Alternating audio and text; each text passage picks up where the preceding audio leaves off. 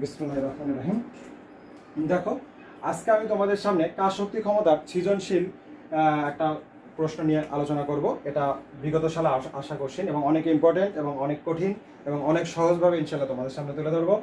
এখন দেখো, আমি আগেই প্রশ্নটা উঠায় রেখেছি সময় সংক্ষেপের জন্য। তাহলে চিত্রে প্রদর্শিত এবি মইবে 30 কেজি ভরের একজন বালক উপরে ওঠে। তাহলে দেখো, 30 কেজি ভরের একজন বালক এবি মইবে উপরে ওঠে এবং সিডি আনত তলবে নিচে নেমে আসে। তাহলে দেখো, তলের ঘর্ষণ বল আমাদের দেওয়া আছে কত? 50 নিউটন। চিত্রে A B equal to 4 metre, B C equal to 1 metre, C D equal to 5 metre দেওয়া আছে। এখন সৃজনশীল ক নম্বরে বলছে, দেখো, বালকটি এ বিন্দু হতে সি বিন্দুতে পৌঁছাতে অভিকর্ষ বল দ্বারা কৃত কাজ হিসাব করো। তাহলে বালকটা এ থেকে সি বিন্দুতে আসতে অভিকর্ষ বল দ্বারা কৃত কাজের পরিমাণ বের করতে বলছে। দেখো, তাহলে তোমার কোনটা কোন দিকে নিতে হবে? আসো আগে আমি ছবিটা আঁকাই।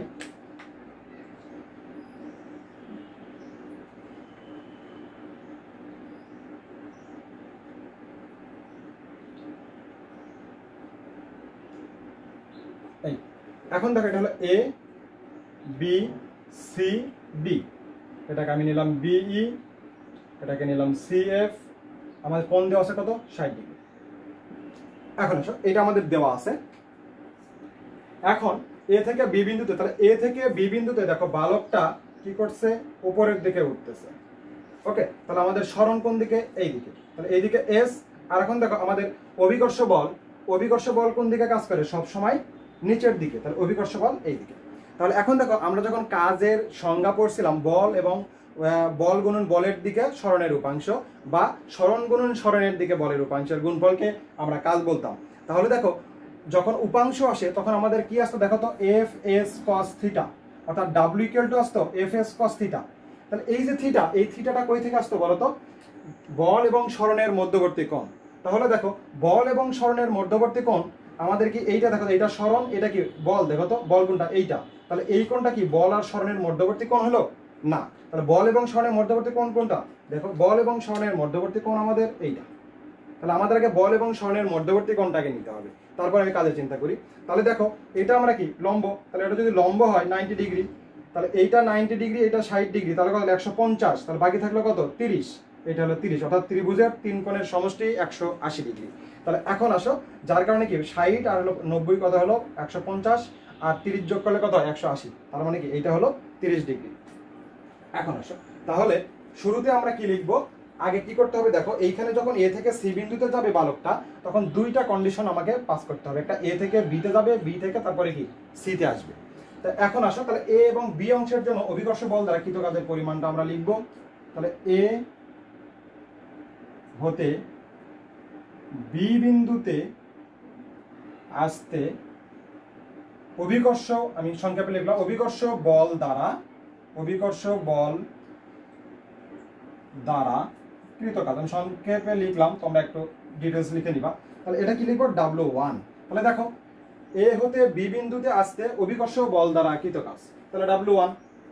বা তুমি এভাবে লিখতে পারো, এ বি এর ক্ষেত্রে অভিকর্ষ বল দ্বারা কৃত কাজের পরিমাণ। এটাও বলতে পারো যে এ বি এর ক্ষেত্রে অভিকর্ষ বল দ্বারা কৃত কাজের পরিমাণ। তো এখন আমরা তাহলে কি করব? বল গুণন বলের দিকে সরণের উপাংশ, এটাই তো আমরা কাজের সংজ্ঞায় শিখছিলাম। এখন তুমি বলতে পারো, স্যার সরণ গুণন সরণের দিকে বলের উপাংশ কেন লিখলেন না? কারণ দেখো, আমাদের কি বলছে? অভিকর্ষ বল দ্বারা কৃত কাজ। তার মানে কি অভিকর্ষ বল বরাবর কৃত কাজ। তার মানে কি বল গুণন এই যে বলের দিকে এই যে সরণের দেখো তো, এই যে এইটুকু কি বল, এইটুকু ক্রিয়া করছে, সরণ দেখো কতটুকু অংশ। তাহলে কি এই এত বড় অংশ পুরোটাই কি এখানে কাজ করছে? দেখো, এই যে ধরলাম, দেখো তো, তার মানে কি এই এতটুকু অংশ তো আমার কাজ করেনি। দেখো, এখান থেকে এইটুকু অংশ কাজ করছে না, কাজ করছে কতটুকু? এইটুকু। তার মানে কি, তাহলে বিই বরাবর এস এর যে এই যে বিই উপাংশ, এইটুকু আমার সরণ কাজ করছে। তাহলে আমাকে কি করতে হবে? বিই উপাংশ বরাবর, মানে বিইর মানটা বের করতে হবে। কার?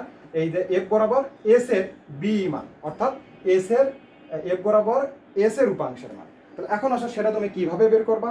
তাহলে এখন আমরা বের করি। দেখো, তাহলে বল গুণন বলের দিকে সরণের উপাংশ, তাহলে বি এর মানটা বের করব। তাহলে এটা যদি তুমি শিখে গেলে 90 ডিগ্রি, তুমি জানো এটা হলো কি সমকোণ, সমকোণের বিপরীত বাহু কি? অতিভুজ। তাহলে এটা তুমি 100% কনফার্ম অতিভুজ। এখন এইটাকে আমরা কি করতেছি, থিটা ধরতেছি, কারণ কি বল এবং স্বর্ণের মধ্যবর্তী কোণ, তাহলে ওটাকে আমার থিটা ধরতে হবে। তাহলে থিটার সাথে কি থাকে, অতিভুজ আর হলো ভূমি। তাহলে এটা যেহেতু অতিভুজ আমরা কনফার্ম, তাহলে এটা এখন কনফার্ম, এটা হলো ভূমি। তাহলে এখন আসো ভূমি কোথায় গেলে পাবা, তার মানে কি বি এর মানটা হলো ভূমি। তাহলে ভূমি আমি কই গেলে পাই, আমি cos থিটাতে গেলে ভূমি পাই। তবে দেখো cos থিটা মানে কি cos 30 ডিগ্রি ইকুয়াল টু কি ভূমি ভাগ অতিভুজ, ভূমি কি বি, বি অতিভুজ কি দেখো তো আমাদের এবি, এবি। তাহলে এখন আসো, তাহলে বি এর মানটা তুমি পেয়ে গেলা, বি ইকুয়াল টু হলো এ বি cos 30 ডিগ্রি। তাহলে দেখো বি কি, এই বি বরাবর এস এর যে উপাংশের মানটুকু সেইটুকু আমরা পেয়ে গেলাম। এটা ইকুয়াল টু তুমি লিখতে পারো এস cos 30 ডিগ্রি। অ্যাকচুয়ালি আমরা এ বির মান জানি, এ বির মান হলো 4 cos 30 ডিগ্রি। ওকে, এখন আসো তাহলে আমরা এখন বলের মানটা বসাই দিই। বল ইকুয়াল টু কি বলতো, mg। তাহলে বল ইকুয়াল টু যদি mg হয়, দেখো তো বালকটা কোন দিকে যাচ্ছে, উপরের দিকে না, তার মানে কি জি এর বিপরীত দিকে। তাহলে কি আমরা এখানে জিটা কি হয়ে যাবে, মাইনাস জি হয়ে যাবে, গুণন। তাহলে এখন বলের দিকে স্বর্ণের উপাংশ, তাহলে বলের দিকে স্বর্ণের উপাংশ, তাহলে আমরা কি লিখবো এখন, এ বি cos 30 ডিগ্রি। ওকে, তাহলে এখন আসো মাইনাস এম এর মান কত, 30 কেজি, 9.8 গুণন এ বির মান 4 cos 30 ডিগ্রি। তাহলে এটা ইকুয়াল টু আমাদের মান আসবে মাইনাস 1018.4 জুল। তাহলে তুমি দেখো W1 এর মান অর্থাৎ এ থেকে বিতে আসতে অভিকর্ষ বল দ্বারা কৃত কাজের পরিমাণ পেয়ে গেলাম। এখন আসো আমরা কি করব, এখন বি থেকে এই যে বিসি অংশের জন্য অভিকর্ষ বল বরাবর কৃত কাজের পরিমাণটুকু বের করব। তাহলে দেখো বিসি অংশ যখন তুমি আমরা কল্পনা করব, এখন আসো বিসি অংশের জন্য, বিসি অংশের জন্য দেখো বিসি অংশের জন্য সংক্ষেপে লিখলাম অভিকর্ষ বল দ্বারা কৃত কাজের পরিমাণ কত, W2 ইকুয়াল টু, তাহলে আমরা কি জানি বল গুণন বলের দিকে স্বরণের উপাংশ। তাহলে আমাদের এইখানে স্মরণ কোনটা বলতো, বিসি বরাবর আমাদের স্মরণ হলো এইটা, তাহলে এই দিকে স্মরণ আর বল এই দিকে, তাহলে মধ্যবর্তী কোণ কত দেখো তো 90 ডিগ্রি না। এর আগে তোমাদেরকে বাজার থেকে ব্যাগ নিয়ে যাওয়ার ম্যাথ করাইছিলাম, তখন কি যতই তুমি শক্তি প্রয়োগ করে কি করলে একটা ব্যাগ বাড়ি নিয়ে গেলা, কিন্তু কাজের পরিমাণ শূন্য, কারণ কি মধ্যবর্তী কোণ 90 ডিগ্রি। তাহলে এখন আসো, তাহলে W ইকুয়াল টু আমরা কি লিখতে পারি, এফ এস cos থিটা। তাহলে এখন দেখো তো এফ কত, এখানে এফ আর cos থিটা দেখো এস আছে, এস cos 90 ডিগ্রি, তাহলে ইকুয়াল টু কত হয়ে গেল, cos 90 মান 0, সুতরাং 0 জুল। ওকে, তাহলে এখন বিসি অংশের জন্য অভিকর্ষ বল দ্বারা কৃত কাজের পরিমাণ 0। এখন সরাসরি বলবো এ হতে, দেখো এ হতে সি বিন্দুতে আসতে অভিকর্ষ বল দ্বারা কৃত কাজ, এভাবে লিখবা, এ হতে সি বিন্দুতে পৌঁছাতে অভিকর্ষ বল দ্বারা কৃত কাজ, পুরোটাই লিখবা। লেখার পরে কমা দিবা, দিয়ে W equal to W1 plus W2, W1 এর মান 1018.4 plus 0 joule equal to minus 1018.4 joule. এটাই হলো আমাদের এ থেকে সিতে আসতে অভিকর্ষ বল দ্বারা মোট কৃত কাজের পরিমাণ। তো ওকে, এখন আসো ক্ষয়ের ক্ষেত্রে, তো এটা আর রিপিট করতেছি না। তো তোমাদের এই উপাংশের মান যেটা, সেটা আরো ভালোভাবে বোঝার জন্য আমি ফার্স্ট লেকচার আপলোড করছি, ওইটা তোমরা আরেকবার একটু দেখে নিবা।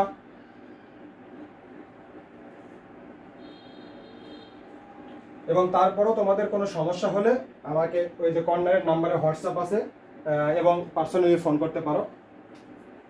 এখন আসো খ নাম্বার। খ নম্বরে বলছে সিডি পথে নামার সময় বালকটির ত্বরণ অভিকর্ষ ত্বরণের চেয়ে কম না বেশি হবে। তাহলে সিডি পথে বালক যখন নিচে নামবে, দেখো সিডি পথে বালক কি করলো, নিচে নামা শুরু করলো। এখন সিডি পথে বালক নিচে নামার ক্ষেত্রে তোমাকে একটা জিনিস দিয়ে দিচ্ছে, সেটা হলো কি, তলের ঘর্ষণ বল দিয়ে দিচ্ছে। তাহলে দেখো যখন বালকটা এইখানে দাঁড়ায়ছিল, বালকটা ধরো এখানে দাঁড়ায়ছিল, আমার বলটা কোন দিকে কাজ করছে, অভিকর্ষ বল এফ এই দিকে। তাহলে দেখো বালকের প্রকৃত বল, এখন তুমি যখন বালকটা, এখানে সিটা হয়ে গেছে, সেটা এখানে দাও, বালকের প্রকৃত বল কত বলো তো, mg। এখন আমরা জানি বালকের যদি প্রকৃত বল বের করতে চাই, তাহলে বালকের প্রকৃত বল হলো mg, কিন্তু দেখো বালকটা কি করতেছে, আনত তল বেয়ে সামনের দিকে আগাচ্ছে না, দেখো তো জিটা কি আর খাড়া, একদম খাড়া লম্বভাবে এর উপরে কাজ করতে করতেছে। দেখো প্রতি অংশে কিন্তু জি এর মান চেঞ্জ হচ্ছে, দেখো তার মানে কি, এখন এই জিটা কোন দিকে, দেখো তো খাড়া এই দিকে না, বলো তো জিটা হলে খাড়া এই দিকে, আর আমি যাচ্ছি কি, দেখো তো বালকটা যাচ্ছে কি তল বরাবর না। তাহলে এই তল বরাবর যদি বালক যায়, তাহলে বালককে এই তল বরাবর দেখো তো জির মান কতটুকু, এইটুকু না। এখন দেখো তো তল বরাবর কতটুকু, কত বড় অংশ, তাহলে কি এই জির মান এই তল বরাবর কি ফুল এই অংশ কাজ করছে না, জি এর একটা উপাংশ এই দিকে কাজ করছে। ওকে, এখন দেখো এটা হলো জি, আর এই দিকে তোমার কি হচ্ছে হলো সরণ। তাহলে দেখো তো মধ্যবর্তী কোণ কত, এইটা না, আমরা কি জানি জি একটা ভেক্টর, এস একটা ভেক্টর, মধ্যবর্তী কোণ হলো এইটা। তাহলে দেখো আমরা যদি এখন উপাংশ বের করতে পারি, যেহেতু দুইটা ভেক্টরের মধ্যবর্তী তুমি কোণ পেয়ে গেছো, তাহলে কাজ শক্তির প্রথম লেকচার থেকে তুমি এখন ওইখান থেকে দেখো তো তুমি উপাংশটা বের করতে পারো না, কারণ দেখো জি এর একটা উপাংশের মান আমাদের এই তল বরাবর কাজ করছে, ফুল জি এর মান কাজ করে নাই, একটা উপাংশের মান কাজ করছে।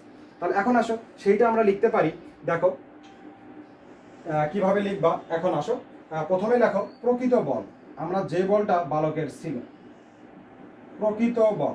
দেখো তো বালকের প্রকৃত বল ধরে নাও 500 নিউটন ছিল, 500 নিউটন তোমাকে বলে দিছে ঘর্ষণ বল কত, এফ কে 50 নিউটন। তাহলে ঘর্ষণ বল যদি 50 নিউটন হয়, তাহলে দেখো তো এই প্রকৃত বল যেটা আমরা, আমার ধরো আমি এখন আমার ভিতরে একটা কি দাঁড়াইছে, আমাদের প্রকৃত বল আছে না, তাহলে এই প্রকৃত বল যদি এখন আমি বলি মেজর ঘর্ষণ বল 500 নিউটন, তাহলে কি হবে 500 নিউটন আমার এই প্রকৃত বল থেকে কমে যাবে না।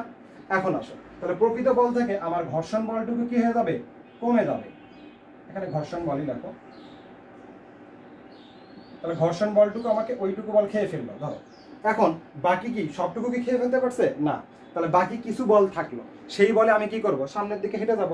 তারপরে আমি যখন সামনের দিকে হেঁটে যাই তখন কি হয়, আমার ভিতরে ত্বরণ সৃষ্টি হয়, অর্থাৎ আমি যেটা হেঁটে যাচ্ছি সেটা কি ত্বরণজনিত বলে আমি হেঁটে যাচ্ছি। তাহলে আসো, তাহলে আমার বাকি থাকলো কি ত্বরণজনিত বল, অর্থাৎ বালকের ত্বরণজনিত বল। তাহলে বালকের ত্বরণজনিত বল। এখন আসো আমরা প্রকৃত বল বাম পাশে রেখে দিই, এটা হলো এফ ইকুয়াল টু ত্বরণজনিত বল এম এ প্লাস ঘর্ষণ বলটাকে ডান পাশে পার করে নিয়ে গেলাম ঘর্ষণ বল। তাহলে এখন আসো আমাদের বলছে কি এই যে বালকের ত্বরণটা অভিঘর্ষ ত্বরণের থেকে কম হবে না, বেশি হবে, তার মানে এর মানটা বের করতে পারলেই আমাদের অঙ্কটা হয়ে গেল। তো এখন আসো এই যে এফ, এফ হলো প্রকৃত বল, প্রকৃত বল কি দেখো তো এম জি। এখন দেখো তো এই যে প্রকৃত বল এম জি তখনই হয়তো যদি বস্তুটা আমার এখানে স্টিল দাঁড়ায় থাকতো, কিন্তু বস্তুটা তখন দাঁড়ায় নাই, এই যে সামনে হেলানো তল বেয়ে নিচে নামছে, তার মানে কি এই বরাবর জি এর একটা উপাংশ আমার কাজ করবে। তাহলে এখন আসো জি এর উপাংশ যদি কাজ করে তাহলে আমরা সেটাকে কি লিখি, জি তোমার জি কস থিটা। তাহলে এখন দেখো তো আমাদের এইখানে এই থিটার মানটা কত, সি এফ ডি। তাহলে এখন সি এফ ডি কোণ, আমরা কারণ কি আমরা থিটার মানটা জানি না, যার কারণে আমি কোণটাই লিখলাম। ওকে, তাহলে এম এ প্লাস এফ কে। এখন আসো আমি একটু বাম দিকে আসি, আমার জায়গা সংকট। তাহলে এম জি, এখন দেখো তো এফ সি ডি, এখন এফ সি ডি এইখানে এইটা তুমি জানো সমকোণ 90 ডিগ্রি, তাহলে সমকোণের বিপরীত বাহু কি জানো, অতিভুজ হয়। তাহলে সমকোণের বিপরীত বাহু যদি অতিভুজ হয় তাহলে থিটার সাথে কি থাকে, ভূমি আর অতিভুজ। তাহলে এটা অতিভুজ হলে এইটা এখন মাস্ট বি ভূমি, তুমি এখন জেনে গেলা যে সিএফটা হলো ভূমি। তাহলে এখন দেখো তুমি ভূমি কোথায় গেলে পাবা, দেখো কসে গেলে কিন্তু ভূমি পাবা। তাহলে এখন আমরা লিখতে পারি না কস এফ সি ডি, তাহলে কি কসের ক্ষেত্রে আমরা কি জানি ভূমি ভাগ অতিভুজ, তাহলে ভূমি কোনটা দেখো তো আমাদের সিএফ, ভূমি ভাগ অতিভুজ কত দেখো সিডি, অতিভুজের মান আমরা জানি। তাহলে এখন দেখো এই সিএফ, সিএফটা কি উচ্চতা না, দেখো তো এই দুটো উচ্চতায় সমান না, তাহলে তুমি এই সিএফ ইকুয়াল টু কি লিখতে পারো, বি লিখতে পারো না, বি ইকুয়াল টু সিডি এটা লিখতে পারো না, কারণ কি এই সিএফ এবং বি সমান। আমি কেন সিএফ ইকুয়াল টু বি লিখলাম, দেখো সিএফ, সিএফ এর মান যদি আমি বের করতে যাই, দেখো তাহলে আমাদের এইখানে একটা থিটার মান লাগতো বা এখানে একটা থিটার মান লাগতো, যে কোনো একটা থিটার মান থাকলেই আমি কিন্তু সিএফ এর মান বের করতে পারতাম। যেহেতু এই থিটার একটারও মান আমি জানি না, সুতরাং সিএফ এর মান আমি এখান থেকে বের করতে পারবো না। কারণ দেখো কস 30 ডিগ্রি যদি বসাইতাম, সাপোজ এটা মান ছিল কস 30 ডিগ্রি, তাহলে দেখো তো সিডির মান তুমি জানো না, তাহলে কি সিএফ এর মান পেয়ে যেতে না। তো এখন যেহেতু আমাদের এখানে থিটা নাই, সেই ক্ষেত্রে আমরা তখন চলে আসবো বিইতে, এই কারণে আমরা সিএফ ইকুয়াল টু বিই লিখলাম, কারণ দেখো বিইতে এই কোণ আছে মান জানি, এই কোণের মান জানি, এই কোণের মানও জানি, সুতরাং আমি এখন ইজিলি এই বিএফ এর বিই এর মান বের করতে পারবো। তাহলে এখন দেখো তুমি যদি এই 30 ডিগ্রি ধরে করতে চাও তাহলে সেই ক্ষেত্রেও তুমি মান বের করতে পারবা, 60 ডিগ্রি ধরলেও সেই ক্ষেত্রে মান বের করতে পারবা। তাহলে আমি জানি এটা 90 ডিগ্রি, এটা 90 ডিগ্রির অতিভুজ, এটা হলো কি যেহেতু থিটা যদি 30 ধরো তাহলে এটা ভূমি। এখন যদি বলো যে না স্যার আমি 30 ধরবো না, আমি 60 ধরবো, তাহলে সেভাবেও তুমি করতে পারবা। তাহলে 60 যদি ধরো, দেখো তো সমকোণের বিপরীত বাহু এটা কি অতিভুজ, কোণ হলো এইটা, তাহলে কোণের সাথে কি থাকে ভূমি, তাহলে এটা আমাদের কি হয়ে গেল তখন ভূমি, আর এটা হয়ে গেল কি তখন হলো লম্ব। তাহলে এখন দেখো আমাদের মান দরকার কিসের বলো তো, বিইর মান দরকার, তাহলে বিটা কি লম্ব, তাহলে লম্ব কোথায় গেলে পাবো, সাইন থিটাতে গেলে পাবো। তখন আমরা কি করব, তাহলে সাইন 60 ডিগ্রি অ্যাপ্লাই করবো। তাহলে সাইন 60 ডিগ্রি ইকুয়াল টু আমরা কি জানি, লম্ব ভাগ অতিভুজ। লম্বটা কি দেখো বি, বি অতিভুজ কত দেখো এ বি, এই বি। তাহলে দেখো তো বি এর মান তুমি পেয়ে গেলে না, বি ইকুয়াল টু কত, এ বি সাইন 60 ডিগ্রি। তাহলে বি এর মান, কারণ এ বি এর মান আমরা জানি কত 4, সাইন 60 ডিগ্রি মানও জানি। তাহলে দেখো তো সরাসরি আমরা বি এর মানটা পেয়ে গেলাম না। তো ওকে, তাহলে আসো, তাহলে এম জি, তাহলে cos এফ সি বি এর মানটা আমরা তাহলে বসাই দিই কত, সি এফ ভাগ সিডি, সি এফ ভাগ CD equal to M A plus হলো এফ কে। আসো এখন এম এর মানগুলো বসা আগে, তাহলে এম জি, তাহলে এখন দেখো সি এফ কে আমরা ভাঙে কি পাইছিলাম দেখো তো বি, তাহলে বিই ভাগ CD equal to M A plus F কে। এখন মানগুলো বসায় দাও, এম এর মান কত 30, জি এর মান 9.8 গুণন বিই এর মান কত দেবো, বি এর মান A B cos sorry B এর মান এ বি সাইন 60 ডিগ্রি, এ বির মান কত বলো তো 4 সাইন 60 ডিগ্রি, এন্ড সিডি এর মান হলো 5 ইকুয়াল টু এম, এম এর মান বসাই দেই এখানে, এম হলো 30 গুণন এ প্লাস 50 হলো নিউটন। নিউটনটা কোনোটাই একক লিখি না, এই জন্য ওটাতেও লিখলাম না। এখন আসো এইটাকে আমরা ভাঙলে এ ইকুয়াল টু পাবো, তোমরা সমাধান করলে পাবা 153.4448 ভাগ 30, এটা equal to 5.12 metre per second square, এই ধরনের মানটা পাবা। তাহলে অতএব A equal to less than G. অতএব দেখো বালকের দ্বারা বালকের তোমার হচ্ছে ত্বরণ অভিকর্ষ ত্বরণের চেয়ে কম। ক্লিয়ার? তোমাদের ইসাক স্যারের বইয়ে তোমার অন্যভাবে করা আছে, সেখানে যেহেতু ঘর্ষণ বলে মান দেওয়া আছে, সেখানে ঘর্ষণ বলে মানটা ইউজ করা নাই। তো যখনই তোমাকে ঘর্ষণ বলের মান দেওয়া থাকবে মাস্ট বি তোমাকে ঘর্ষণ বল ইউজ করতে হবে, এটা তুমি নিজেও জানো। যদি কোনো বল ঘর্ষণ বল বা বাধাদানকারী বল না থাকে তখন আমরা ধরে নিই সেটা কি বাধাহীন বা ঘর্ষণহীন পথ। যেহেতু ঘর্ষণ বল দেওয়া আছে সুতরাং আমরা তখন বলতে পারবো না যে এটা ঘর্ষণহীন বা বাধাহীন পথ, সুতরাং মাস্ট বি ঘর্ষণ বলের মানটা তোমাকে ইউজ করতেই হবে। তো ওকে, ভালো থেকো। তারপর আমি চেষ্টা করলাম যতটুকু পারা যায় সহজ করার, যদিও মানে ইউটিউবে খুব দ্রুত কথা বলতে হয়, দ্রুত শেষ করতে হয় কারণ সময় সংক্ষেপের কারণে, আর ক্লাসে হলে অনেক লেন্দি আস্তে ধীরে লেকচারগুলো করা যায়। তো যাই হোক, তারপর আমি চেষ্টা করলাম। তারপরে তোমাদের কোনো সমস্যা থাকলে আমার সাথে সরাসরি এই নাম্বারে যোগাযোগ করতে পারো অথবা হোয়াটসঅ্যাপ করতে পারো। ভালো থেকো, সুস্থ থেকো, আল্লাহ হাফেজ।